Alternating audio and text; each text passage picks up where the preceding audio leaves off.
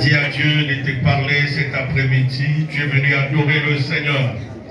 Tu es venu le célébrer, tu es venu le sanctifier. Élève les mains et bénis le nom de Jésus.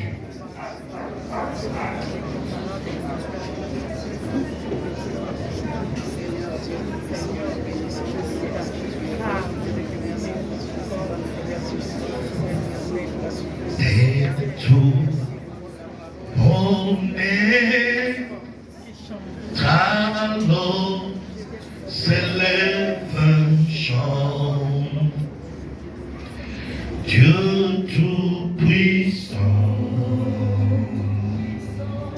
que tu es grand,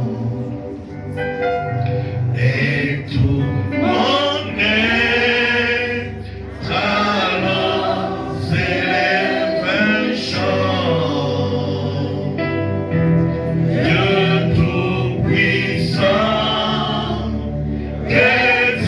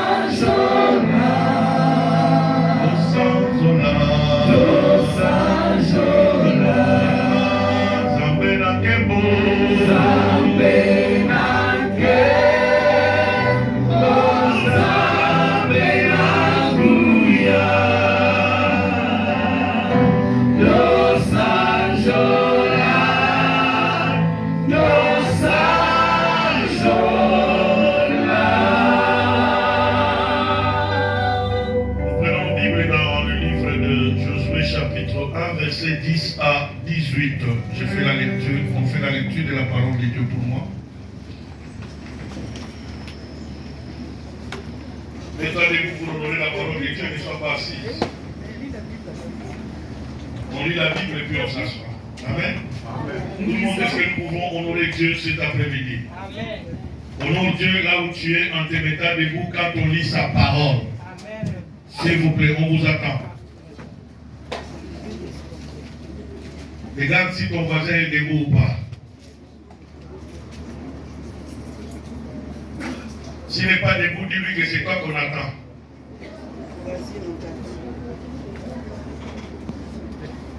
Ok. Nous lisons la parole de Dieu dans le livre de Josué, chapitre 1, du verset 1 au verset 10. verset 10. Du verset 10 à 18. Verset 10 à À 18. 18. Je lis au nom de Jésus-Christ. Josué donna cet ordre aux officiers du peuple. Parcourez le camp et voici ce que vous commanderez au peuple. Préparez-vous des provisions, car dans 3 jours, vous passerez ce Jourdain pour aller conquérir le pays dont l'Éternel votre Dieu vous donne la possession. Josué dit aux Rubénites, aux Gadites et à la demi-tribu de Manassé, rappelez-vous ce que vous a prescrit Moïse, serviteur de l'Éternel, quand il a dit, l'Éternel votre Dieu vous a accordé du repos et vous a donné ce pays. Verset 14, vos femmes, vos petits-enfants et vos troupeaux resteront dans le pays que vous a donné Moïse de ce côté-ci du Jourdain. Mais vous tous, hommes vaillants, vous passerez en armes devant vos frères et vous les aiderez. Jusqu'à ce que l'Éternel ait accordé du repos à vos frères comme à vous, et qu'ils soient aussi en possession du pays que l'Éternel votre Dieu leur donne. Puis vous reviendrez prendre possession du pays qui est votre propriété, et que vous a donné Moïse, serviteur de l'Éternel, de ce côté-ci du Jourdain, vers le soleil levant. Verset 16, ils répondirent à Josué en disant, nous ferons tout ce que tu nous as ordonné, et nous irons partout où tu nous enverras. Nous t'obéirons entièrement, comme nous avons obéi à Moïse. Veuille seulement l'Éternel ton Dieu être avec toi, comme il a été avec Moïse. Le verset 18, tout homme qui sera rebelle à ton ordre et qui n'obéira pas à tout ce que tu lui commanderas, sera puni de mort. Fortifie-toi seulement et prends courage, parole du Seigneur. On acclame très fort. Amen. Avant de t'asseoir, salue même 2 personnes. Ça fait toute la semaine que vous ne vous êtes pas vus. Salue même 2, 3 personnes. Dis-le bonjour. Dis-le bienvenue dans la maison de Dieu. Dis-lui comment tu vas. Ça fait longtemps que je ne t'ai pas vu.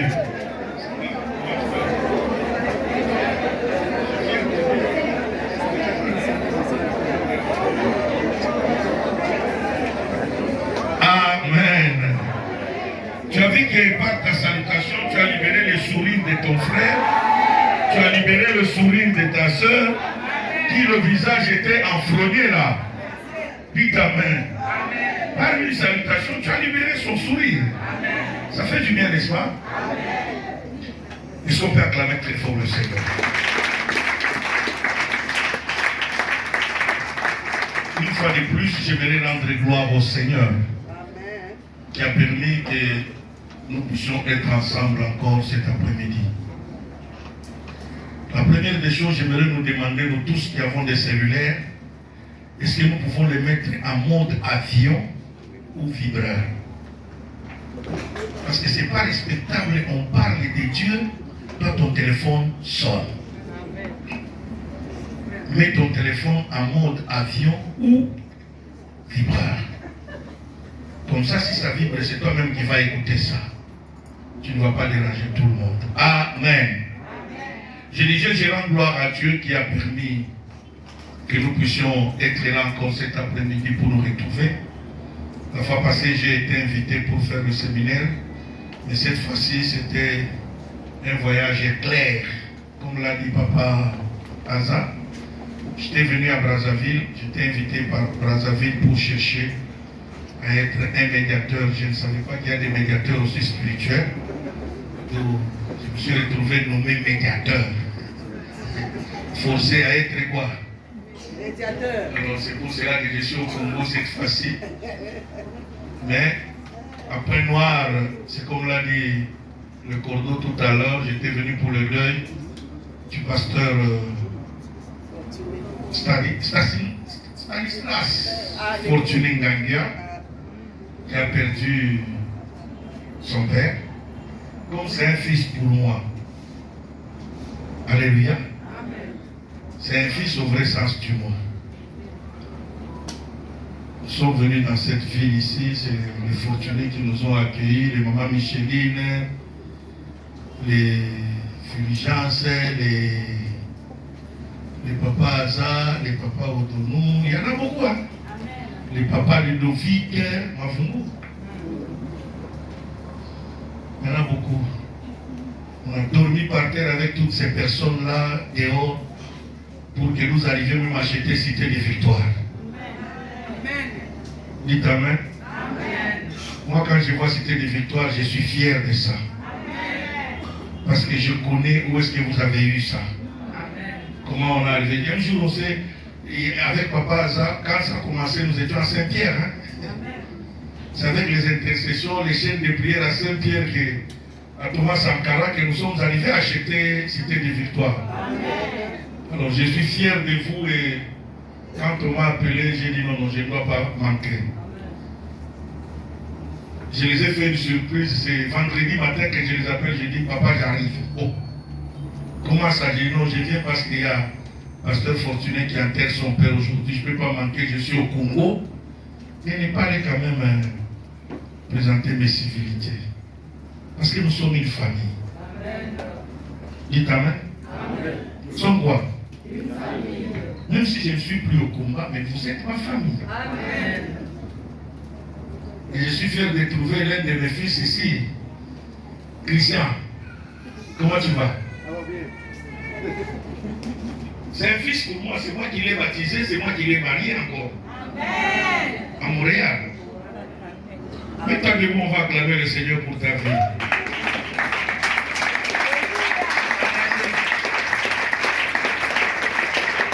Ça, c'est ce qu'on appelle chez nous, Québécois, les Québécois des souches. Dites Amen. Notre soeur me l'a amené, papa, voici le mari que je vais épouser. J'ai dit, là, tu as reçu Jésus. J'ai dit, non, je le fais recevoir Jésus. Je l'ai enseigné, je l'ai amené aux eaux de baptême, jusqu'à le faire marier. Amen.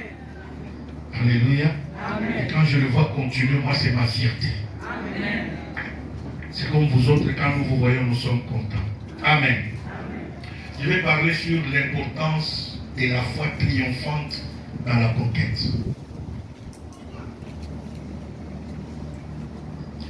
Cette année, c'est l'année de la conquête.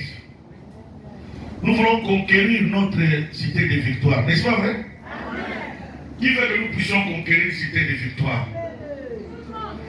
Nous voulons le conquérir. Et pour le conquérir, il y a des principes à respecter. Alléluia.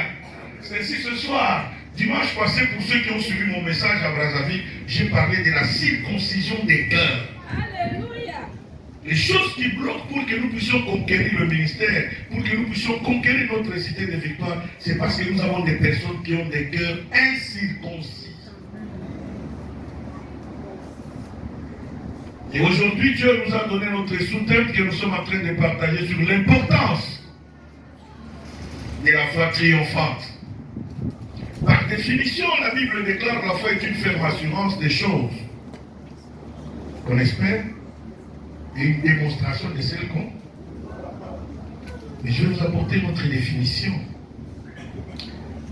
C'est la décision de faire confiance aux témoins qui nous parlent de Dieu. La foi, c'est la décision de faire confiance aux témoins qui nous parlent de Dieu et d'organiser notre vie en conséquence. Mais si tu n'as pas la foi, tu ne peux pas organiser ta vie. En d'autres termes, c'est comme pour dire, tu ne peux rien recevoir de Dieu. Car la Bible dit, il faut que celui qui s'approche de Dieu croie que Dieu existe et qu'il est le rémunérateur. Amen. Il faut que celui qui s'approche de Dieu est appelé à croire d'abord à l'existence de Dieu. Je l'avais dit ici la fois passée. Le fait de quitter chez toi, venir ici, Dieu est là. Amen. Tu dois croire que c'est un pas vers la foi. Deuxième point, tu dois croire à la parole qui dit là où deux ou trois sont réunis à mon nom, je suis au milieu. Crois que Dieu est ici. Quand bien même nous sommes dans les tentes, Dieu est là.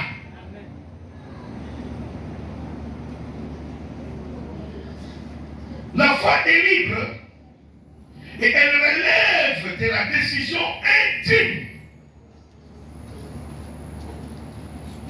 de l'homme avec son Créateur. Quelqu'un qui a une relation intime avec Dieu, c'est quelqu'un qui croit en l'existence de Dieu.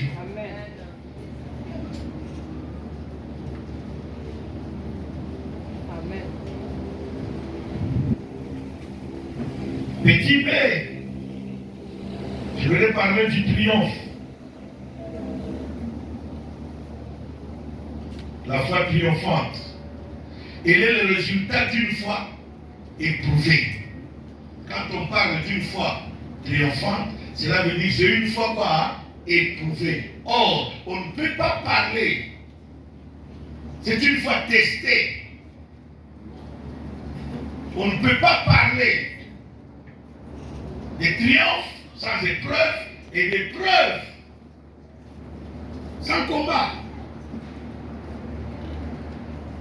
C'est un combat de tous les jours. Il y a des gens qui viennent au ministère, un jour Dieu fait un miracle. Mais il y en a d'autres, il faut attendre 2, 3, 4, 5 ans. C'est ça si on parle de la foi quoi? Triomphante. C'est quelqu'un qui prie. Malgré sa traite, il prie. Malgré sa traite, il croit, il persévère, il ne manque jamais au réunion. Cette personne, quand il aura la vérité, c'est comme ma fille dit, tu es où? Mets-toi debout. Où est ton mari? Mon mokilo, mets-toi debout. Je prépare d'abord la d'autres avant de revoir le soir. Hein? Alléluia. Je parle de cette fille parce que c'est une fille que je connais. Amen. C'est parmi les filles que j'ai encadrées dans cette ville de Pointe-Noire. Malgré ça, on a veillé avec eux. On a dormi par terre avec eux. Elle n'a pas lâché. Elle a quoi? Persévéré. Jusqu'au jour où Dieu lui a donné quoi? Maintenant, on peut parler de la foi quoi? Triomphante. Amen. Vous comprenez l'exemple, hein? C'est pour utiliser ces exemples que vous comprenez.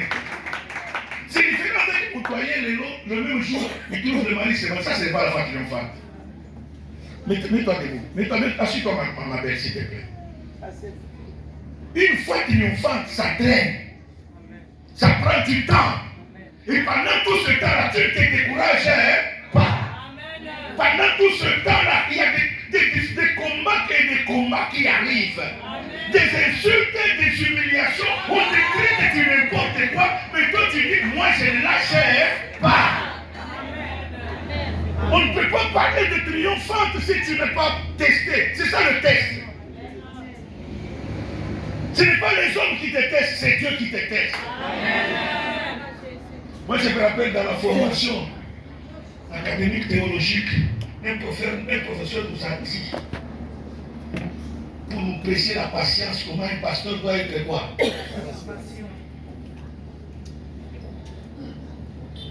Il va voir les agronomes. Les cultivateurs, ils vont t'apprendre quelque chose. Il dit, nous les humains, nous avons l'habitude des fois, quand tu achètes un avocat, tu le vois, il est juteux, il est doux, il est bon. Tu dis, ah, j'aimerais avoir cet avocat. Il dit, prends seulement son noix, jette-le dans la terre, dans ta tête. Tu crois que dès qu'il va pousser le fruit, c'est en fonction de ce que tu lui avais quoi? Jamais. L'avocat pousse le premier fruit d'avocat, tu vas le manger 7 ans plus tard. C'est la 7e année, c'est là que tu auras des petits avocats des grichons qui n'ont pas de goût. C'est 14 ans plus tard, je m'excuse, 7 ans. Des petits avocats qui ne savent rien. Mais c'est à la 7e encore année plus tard, donc 14 ans, c'est là que tu vas manger l'avocat juteux là. Mets-toi en tête qu'on te demande de patienter pendant combien de temps?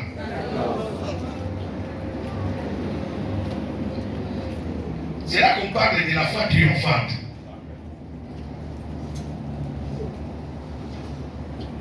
C'est là qu'on parle de la foi quoi? Attendre longtemps, patienter. Ne sois pas pressé. Ou ça traîne. Non, ne sois pas pressé. Dieu reste quoi? Hein? Dieu.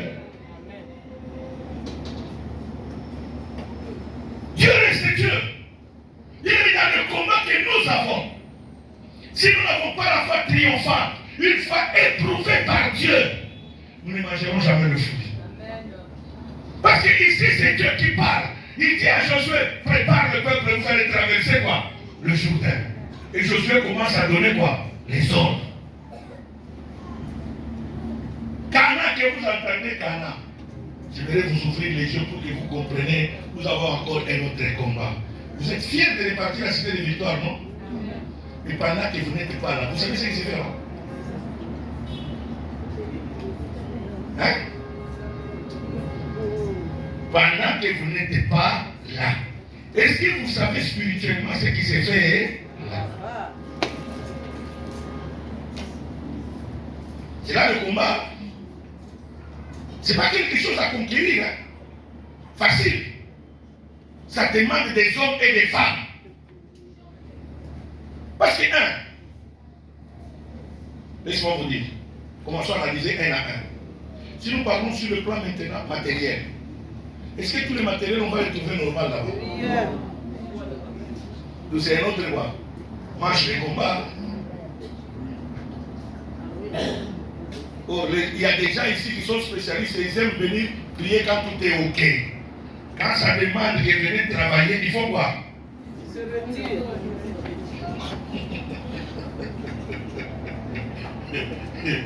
Je vous parle du combat parce que moi-même je suis combattant. Amen. Là, ne voyons pas seulement sur le plan spirituel. Commençons sur le plan quoi? Matériel. Même la sonorisation qui était là, on va trouver d'autres baffes de capote. Donc on est obligé de quoi? Quand on va vous demander, vous allez murmurer. Hein? Non, ne murmurez pas parce que ça fait partie de la conquête. Ça fait partie de quoi? Ne murmurez pas, ça fait partie de la conquête, ça. Vous allez trouver des lumières. Même le groupe qui était là, vous allez le trouver quoi? Parce que le fait qu'il n'a pas travaillé pendant 2 ans et demi, bientôt 3 ans, c'est pour dire qu'il a pris de la rouille. Hein? Vous risquerez de retrouver capote 0,0, il faut que vous êtes obligé de le jeter à... Et quand on va vous dire que non, amenez l'argent pour qu'on achète un nouveau groupe, vous serez là, les responsables là, ils exagèrent. Hein? Non, ils n'exagèrent pas. Ça fait partie. Et maintenant, quand nous partons sur le plan quoi? Spirituel. C'est un terrain qui était dédié à Dieu, sur lequel on a délivré beaucoup de gens, on a enseigné beaucoup de gens. Or, la Bible dit, quand le diable quitte le corps de quelqu'un, il part. Et puis il revient pour vérifier si ce lieu-là est quoi? Il va aller chercher quoi? De la même façon, quand le diable sort de quelqu'un, de la même façon, quand vous le chassez d'une maison.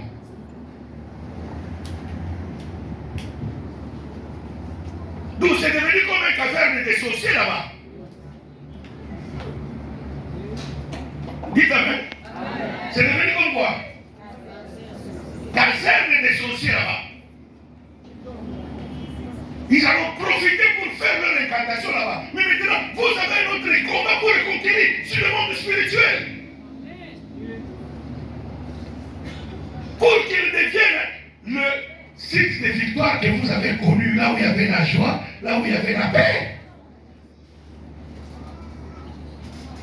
Mais pour arriver à ça, il faut avoir la foi quoi? Triomphante. Où on dit qu'il pleut ou qu'il neige. Nous allons conquérir cela.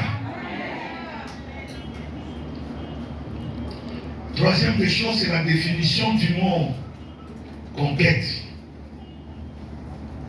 On ne peut pas parler de conquête sans la guerre. Pour conquérir, il faut quoi? Combattre.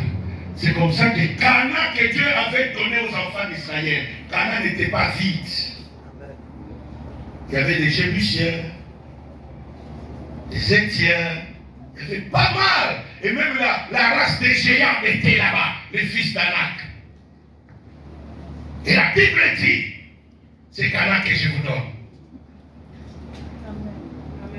Donc pour aller là-bas, c'est comme ça que Josué s'est mis debout. De l'autre côté du Jourdain, il a commencé à exhorter les Rubénites.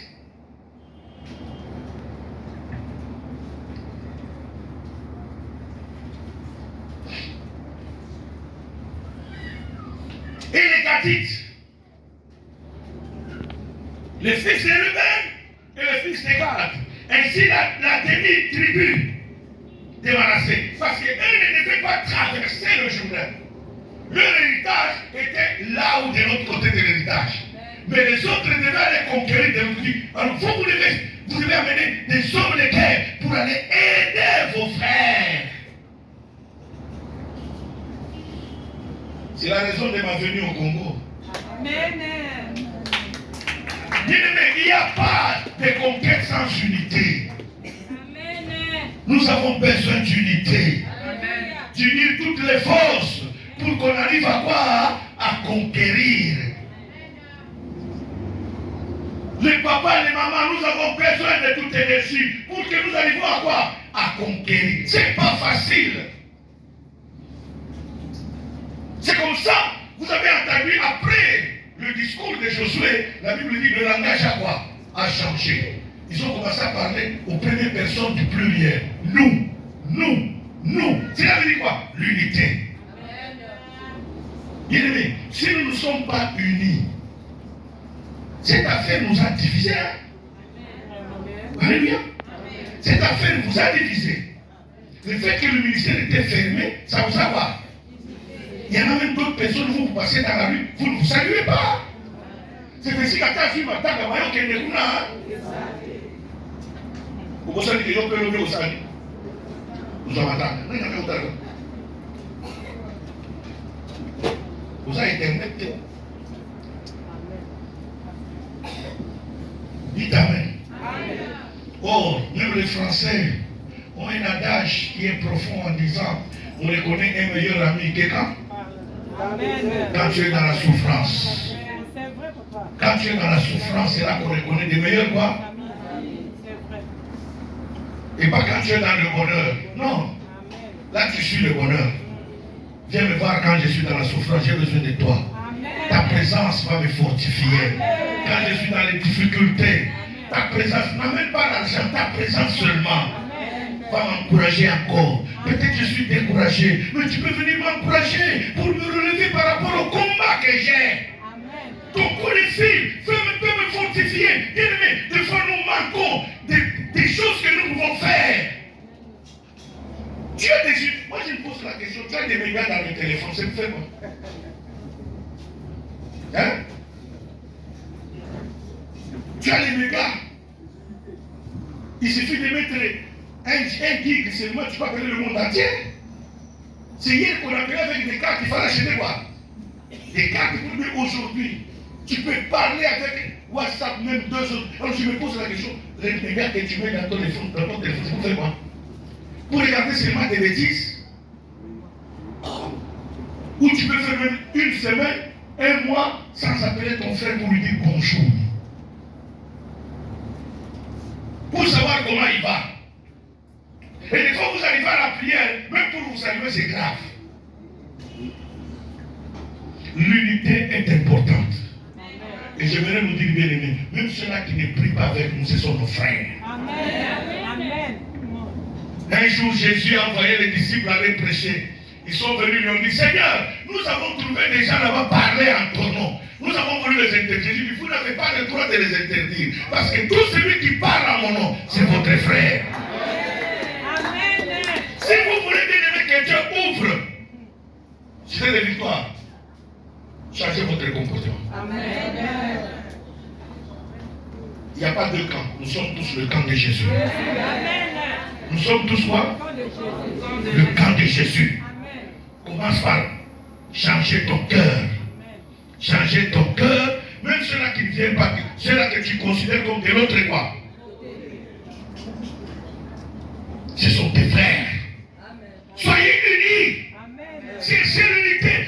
C'est dans l'unité qu'il y a des miracles. C'est dans l'unité qu'il y a la conquête. Lisez la Bible dit tous d'un commun accord. La suite c'était quoi? Les miracles. Et vous voulez conquérir? C'était des victoires, mais c'est la division. Dieu n'est pas dans la division. Amen. La prière de Jésus, la prière sacerdotale de Jésus. Dans Jean chapitre 17, Jésus dit, Père, qu'il soit un comme toi et moi, nous sommes un. Moi en toi, toi en moi. Que eux aussi soient en un. Pour devenir ce que Christ est, commence par la terre. Comment tu vas aimer Dieu que tu ne vois jamais? Tu vas dire que tu vas l'aimer. Commence par aimer ton frère qui est à côté. Premier point pour conquérir l'unité. Deuxième point pour conquérir l'obéissance. La Bible dit, Dieu résiste quoi? Aux orgueilleux, il fait grâce aux humbles. Vendredi soir, j'ai prêché ça à la veillée agressive. Bien aimé, laissez-moi vous ouvrir une vérité. Dieu ne parle jamais aux adultes. Dieu ne parle jamais aux adultes. Dieu parle aux enfants. Dites amen. Dieu parle quoi? Aux enfants. Lisez la Bible. Hein? La majorité des personnes que Dieu appelait pour le ministère, ils étaient quoi? Des enfants. Et puis les enfants de 16 ans, 15 ans, les Jérémie, les David, les Timothée, les Tite, la majorité était quoi? Pourquoi? Parce que pour un enfant, son père, sa mère, c'est les personnes les plus puissantes qui existent au monde. C'est les personnes les plus intelligentes et sages qui existent au monde. Même si sa mère n'a pas fréquenté, pour un enfant, il viendra avec son cahier, il va dire à sa mère, maman, voilà les devoirs qu'on nous a donnés. Ce que sa mère va dire, cet enfant va faire fi à son enseignant à l'école. L'enseignant là est éduqué plus que qui? Sa mère n'a pas quoi? Fréquenté. Mais pour cet enfant, c'est sa mère qui est la femme la plus intelligente au monde. Qu'est-ce que Dieu voulait nous apprendre? L'enfant croit facilement. Même si son père le tape ou sa mère le donne un petit fessé, il va toujours quoi? Revenir parce que c'est qui? Mais ici, on peut te donner un petit marteau seulement pour te corriger. Aïe, aïe, aïe. Ça devient tout un problème. Dites amen. Il veut me montrer quoi? Non, non, on ne veut pas te montrer quoi. C'est pour ton bien. Amen. C'est pour quoi? Ton bien. Oh. L'obéissance. La Bible dit, Dieu parle à Saül. Parce que Saül a voulu mentir, a menti à son serviteur Samuel. Et Samuel lui dira, l'obéissance vaut mieux que quoi? Et la désobéissance ne l'est pas moins. Un homme orgueilleux ne sait pas obéir. Il y a beaucoup de gens ici, leur délivrance est bloquée parce qu'ils ne veulent pas quoi? Obéir. Mets-toi debout, mets-toi debout.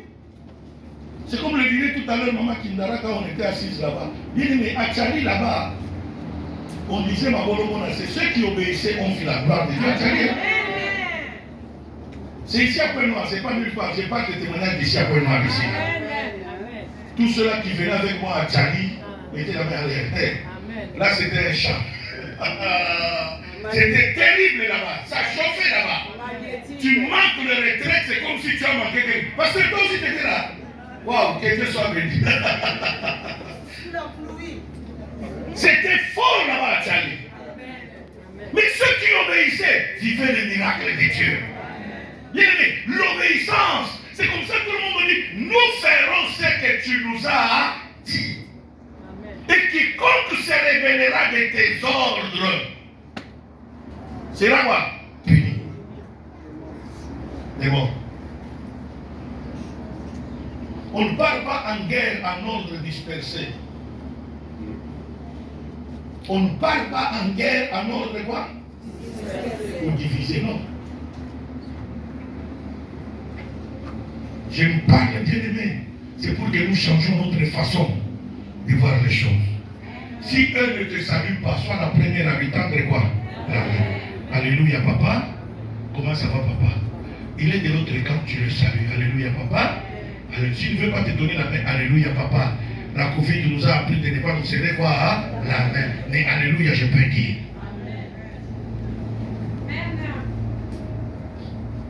La Bible dit, si cela dépend de vous, soyez quoi? En paix. Lui, il peut refuser. Moi, je te salue. Demain, je te vois, je te salue. Mercredi, je te vois, je te salue. Jeudi, je te vois, je fais quoi? Pas continuer à me refuser. Refuse ma salutation, ce n'est pas mon problème. Moi, je cherche mon problème avec. Je règle mon problème avec qui? Dieu m'a demandé de t'accepter comme mon frère, de t'accepter comme quoi, hein, ma frère. Si toi tu me traites d'un autre camp, toi et moi, nous ne sommes pas d'un autre camp, nous sommes du même camp de Jésus. Amen. Je te salue. Je te salue, qu'il pleut ou quoi? Qu'il neige. Parce qu'on nous a enseigné, c'est ça la mise en pratique, bien aimé. Ne restez pas seulement vous borner à écouter. Non, il faut mettre quoi ça en pratique. De mettre aujourd'hui, là, quand tu sors là, pour aller chez toi. Je sais que sur ton chemin, là, tu vas croiser une personne. Commence là. Maman, alléluia. Que Dieu te bénisse, que la paix de Christ, bien tu lui dis shalom, ça veut dire que la paix de Dieu soit avec toi. Amen. Dites amen. Elle finira un jour par quoi? N'est-ce pas, on vous a enseigné dans la 3e leçon que des fois, même la personne qui t'a fait du mal, ne l'attend pas qu'il vienne te demander quoi? Mais toi, va quoi? Pourquoi tu vas le demander pardon? Peut-être le Saint-Esprit va t'utiliser toi pour lui ouvrir quoi? Les yeux. Et il comprendra, ce n'est pas à toi de venir vers moi, c'est à moi de faire quoi? Tu l'as sauvé. En le saluant, tu l'as quoi? Sauvé. En lui disant shalom maman, tu l'as quoi? Obéissez, bien-aimés. Dieu va nous donner cette victoire. Si nous sommes obéissants. Dieu va quoi?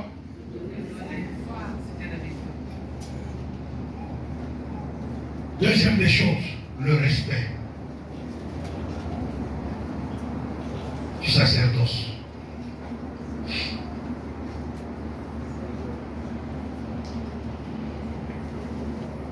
Bien-aimés, il y a des choses auxquelles Dieu tient beaucoup au milieu de nous.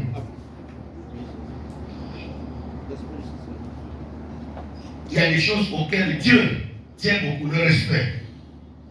Même au milieu de nous. Nous avons des aînés. Vous allez voir d'autres jeunes manquer du respect à qui? Non, non, non, non. Ayons quoi? Du respect. Et pas avec hypocrisie, mais soyons sincères. Amen. Amen. Pas avec quoi? Mais soyons quoi? Ne le faites pas seulement à leur présence, même à leur absence. Qu'on sent que Dieu est respectueux. Le respect des aînés, même dans la chair. Le respect des aînés, même spirituellement. C'est très important. Si nous ici, nous sommes respectueux, quand nous allons partir à la cité de victoire, nous allons imprégner cela à tout le monde. Amen. Mais si nous sommes rebelles ici, nous n'arrivons pas à nous respecter mutuellement. D'abord sur le plan charnel, commençons là.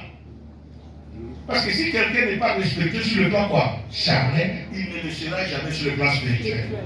Ça sera hypocrite.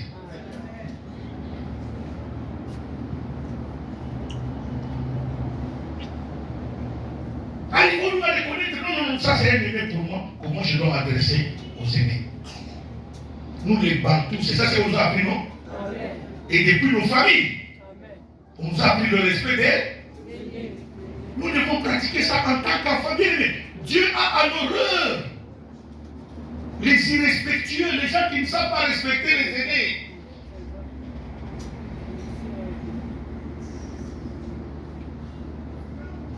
Les gens qui ont livré Joseph, c'est ses propres grands frères. Son petit frère Benjamin n'était pas là.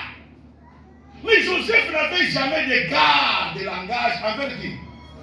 Il avait un langage respectueux avec ses grands frères.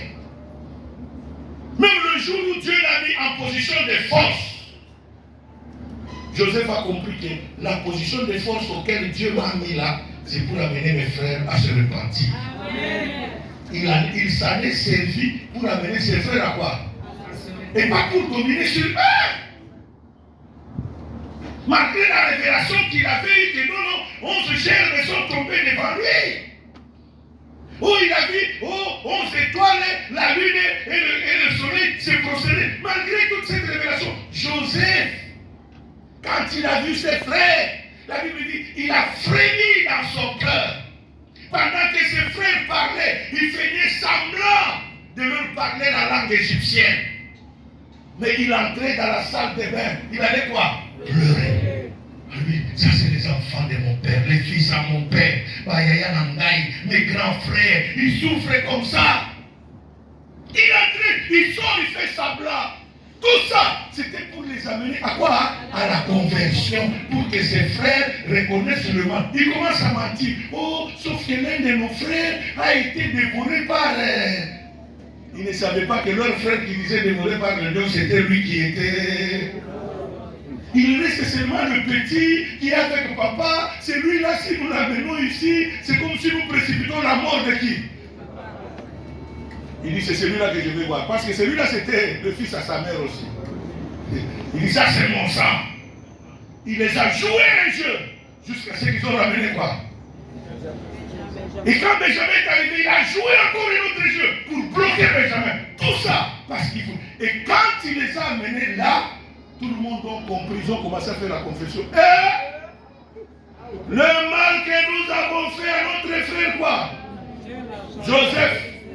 Dieu est en train de nous faire payer ça. Et lui entendait, eux croyaient que lui n'entendait pas leur dialecte. Alléluia. Et Joseph faisait quoi? Il entre dans la chambre, dans sa salle de bain. La Bible dit, il va pleurer. Il est sur le visage, il sort. Alléluia. Amen. Le respect des aînés. Le respect. Ce sont des gens qui ont vu le soleil avant toi. Tu leur dois quoi? C'est vrai. Ce sont les gens qui se sont mariés avant toi. Tu leur dois quoi? Alléluia. Mais le mal maintenant dans l'église francophone, nous n'avons même pas le respect même avec le protocole. Vous respectez plus nous qui vous prêchons la parole de Dieu. Moi, ça, je traite ça comme hypocrisie. Commence par donner respect au protocole, au frère de sécurité là qui est là-bas à la porte. Il t'accueille. Il n'a pas le pouvoir. Il le fait gratuitement. Qui le paye? Il le fait par amour de Dieu. Mais comment il peut te dire, maman, assois-toi ici, papa? Ah non, moi pas ici. Ah, il est serviteur de Dieu là où tu le vois. Il est servante de Dieu là où tu le vois. Et tu le dois quoi? Tu respectes. Les gens qui nettoient ici là, ce sont des serviteurs et servantes de Dieu. Nous leur devons aussi quoi? Le respect dans la maison de Dieu est échelonné. Veux-tu qu'on te respecte? Les Français disent la charité bien ordonnée. Vous voulez repartir là-bas? Assister des victoires? Renoncez à l'esprit d'impolitesse. Renonçons à l'impolitesse. Dites amen. Renoncez quoi? Veux-tu être un grand serviteur à travers les nations? Sois respectueux.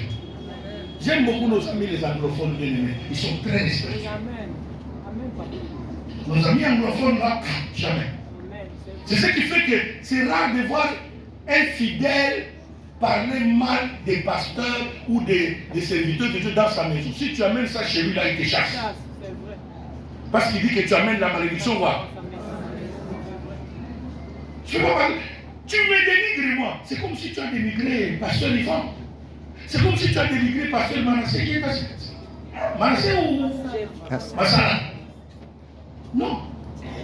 Tu peux quitter ici. Où tu iras? Tu trouveras un autre quoi? Tu m'as dénigré. Celui-là, c'est là que tu l'as aussi quoi? Tu peux changer d'église ou de ministère. Aussi longtemps que tu as dénigré celui que Dieu a mis devant toi. C'est là que tu as tout dénigré. Tout le monde tu as dénigré. Ayez du respect envers les hommes de Dieu. Ils ont reçu mandat de prier pour vous. Ils ont reçu mandat de jeûner pour vous. Ils prient chaque jour pour vous. Ils jeûnent chaque jour pour vous. Et c'est ce qui va vous aider à retourner là-bas.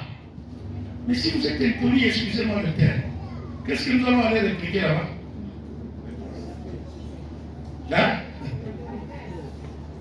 Est-ce que Dieu sera avec nous? Ce soir, nous sommes venus adorer.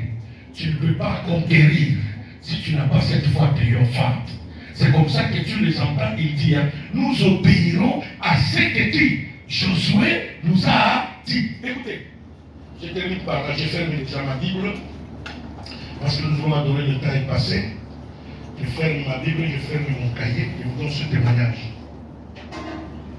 Caleb et Josué, ce sont les deux personnes qui ont quitté l'Égypte, qui sont entrés où? La majorité de ceux qui sont entrés au Canaan sont nés où? Dans le désert. C'est comme ça au chapitre 5, Dieu dit à Josué, circoncis-moi tout le peuple juif. Pourquoi? Parce que c'était les enfants nés où? Et ils ne connaissaient pas quoi? La circoncision. Mais Caleb n'a jamais manqué du respect à qui? À Josué. Qui était son collègue, hein? Mais il a reconnu que non, il est mon collègue, mais Dieu l'a quoi? Quand tu vas dans le chapitre 14, quand Caleb vient réclamer son héritage, il se présente devant Josué. Il n'a pas dit mon collègue, homme de Dieu. Dites Amen le plus fort. Amen. Amen. Souviens-toi de moi. Quand nous étions venus explorer ce pays, l'homme de Dieu Moïse avait déclaré, le coin que j'avais exploré là, c'est ça mon héritage. J'avais 40 ans et aujourd'hui j'ai 85 ans. J'ai la même force que j'avais quand Moïse m'avait envoyé aller explorer. Est-ce que peux-tu me donner cela? Il savait que le pouvoir d'héritage était entre les mains de qui? De Josué. Et il a dit à Josué, s'il vous plaît, donne-moi cette montagne. Parce qu'il y avait du respect en lui. Dieu lui a accordé cela. Bien-aimé, il y a d'autres combats pour conquérir. Tu as besoin du respect des hommes de Dieu. Que Dieu vous bénisse.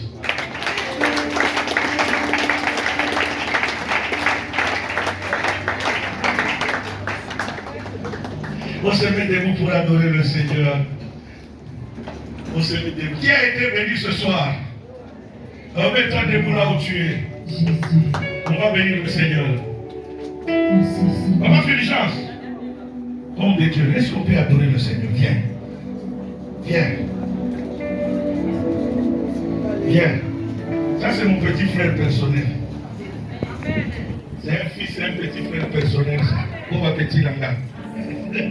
La donc tu te sois des cocos d'atteint. Les amis, tu parles de sa famille. Dis-moi micro. Deuxième excusez moi tout comme ça Zambé, tout comme la Zambé. Oh God. Haba papa, motema nanga.